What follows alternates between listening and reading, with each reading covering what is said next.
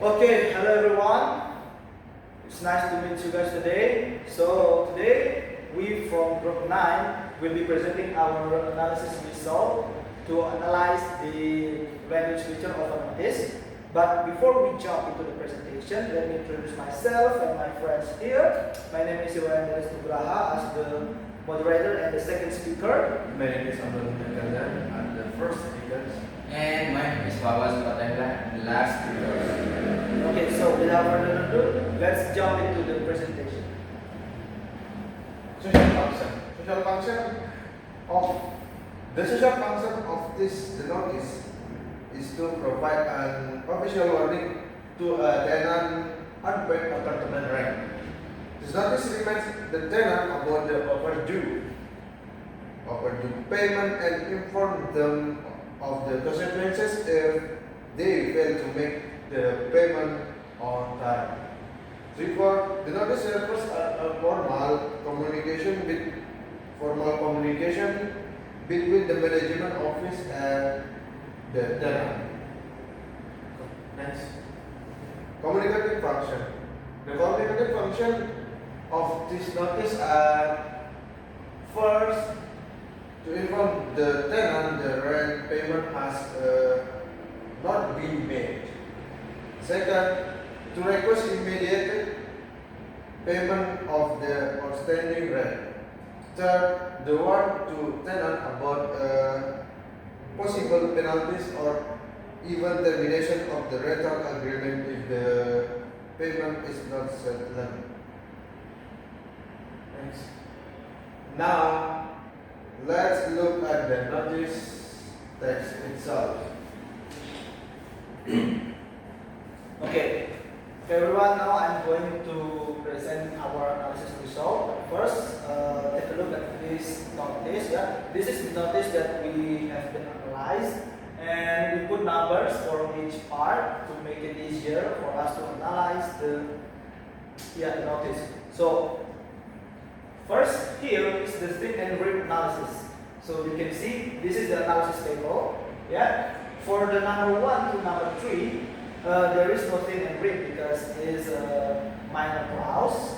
And for the number 4, it is a topical, unmarked topical thing because it's introduced. It's introduced topic by starting the sentence by the word this, which is the subject, and followed by is, the follower. And for number 5, it is an unmarked. It is a marked and unmarked topical thing because the sentence starts by a supporting sentence, which is according to our records, and then followed by the subject, which is the rent due on May 1st, 2026, and then followed by the rent has not yet been paid. So it introduces the topic, the rent due on May 1st, but starts by the supporting sentence. That's why it is marked and okay. Then for number 6, please settle the outstanding payment within 7 days. Yeah. The number 6 is an imperative sentence. That's why it is interpersonal thing. But it's marked because the sentence starts by the word please, not the verb, but word please. Adjective, I guess, yes. And then followed by the verb, unmarked, settle. Yeah, that's why it is a marked and unmarked interpersonal thing. And for the number 7, it is a unmarked textual and unmarked topical thing because the sentence starts by the conjunction or the if clause. Yeah, that's why it is textual, and then followed by the subject payment, and then followed by the rate has already been made. So it introduces the topic payment, but also starts with the conjunction if. That's why it is unmarked textual and unmarked topical. Then number 8, it is unmarked interpersonal because the sentence starts by the word thank you. So it shows the feelings, relation feelings from the writers to the readers, which is the tenor. Yeah, and for the number 9, it doesn't have any thin and read analysis result because it's a minor clause. Yeah, you can see here, this is the summarized table of our analysis.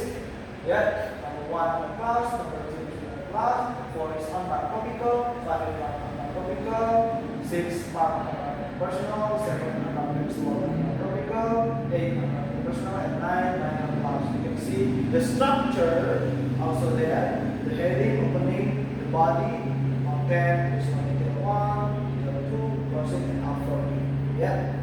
Moving on to the transitivity analysis. Yeah.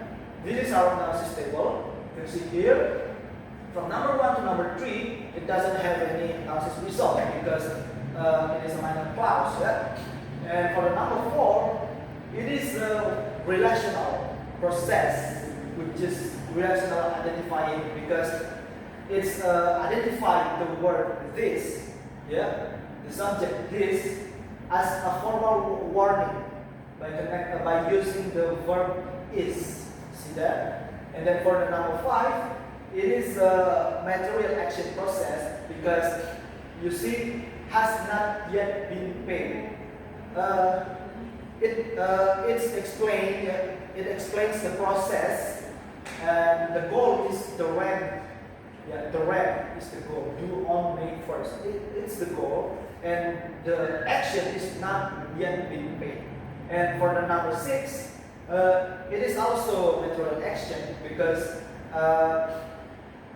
you see it explains the word settle the outstanding payment. Please settle the outstanding payment. So it represents the action. So it forces the rent to pay the payment. It's forced the tenant to pay the rent payment.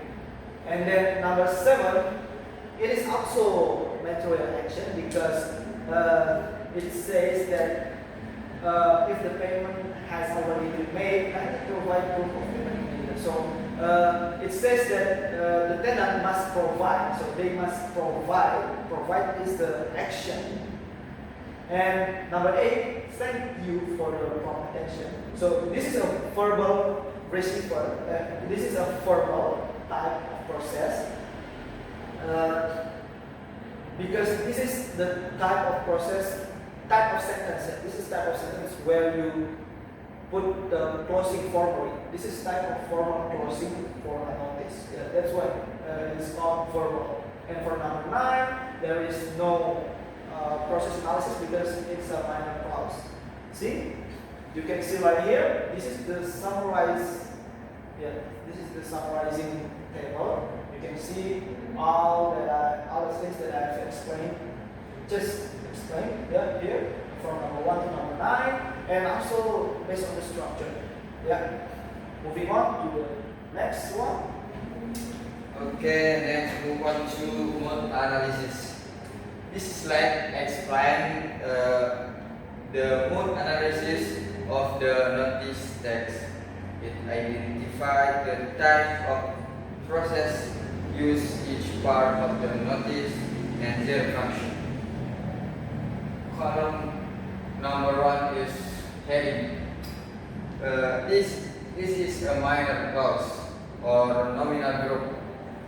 It functions as the title of the text and indicates that the message is an official warning. Column number 2 is also minor clause or nominal group. It provides information about when the notice was issued. Column number 3, that May 13, 2026. This is also minor clause or nominal clause, nominal group. It provides information about when the notice was, when it serves a greeting to the recipient of the notice. Column number 4 is opening content or declarative. This is a formal warning regarding to overdue afterpayment payment for Unit 12B. Contains a rational process is identified. This acts as the identifier, while a formal warning acts as the identifier. The sentence explains the purpose of the notice. Column number 5 is my information and also declarative. According to our records, the rent due on May 1, 2026 has not yet been paid. Includes material process or action has not yet been paid. Provides factual information about the unpaid rent, and according to our record, function as circumstance sentence of source. Column number 6 is additional detail 1.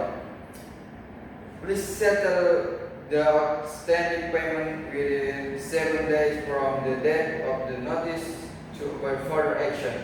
Contents material process action. Settle is imperative. The goal is the outstanding payment include circumstances of the time and reason. The sentence gives instruction to the tenant. Column number 7, additional detail 2. It tells the tenant that action to take if the payment has already been completed. Column number 8 is closing. Thank you very much. Thank you for your prompt attention to this matter. Curtain of verbal process is express appreciation and grateful closing.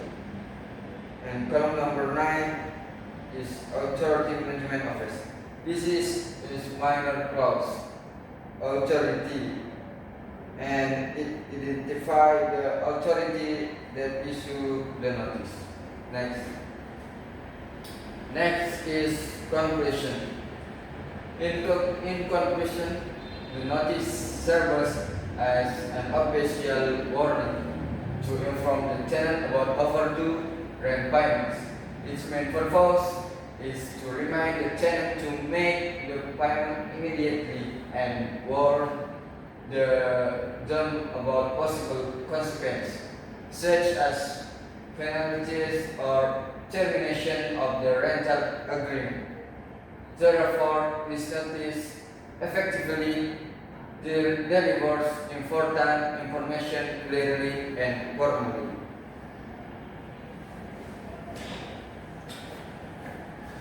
Okay, everyone. So this is the last session of our presentation, the last slide. And thank you very much for your attention. That's all from our group. And see you next time. Thank you very much. 38.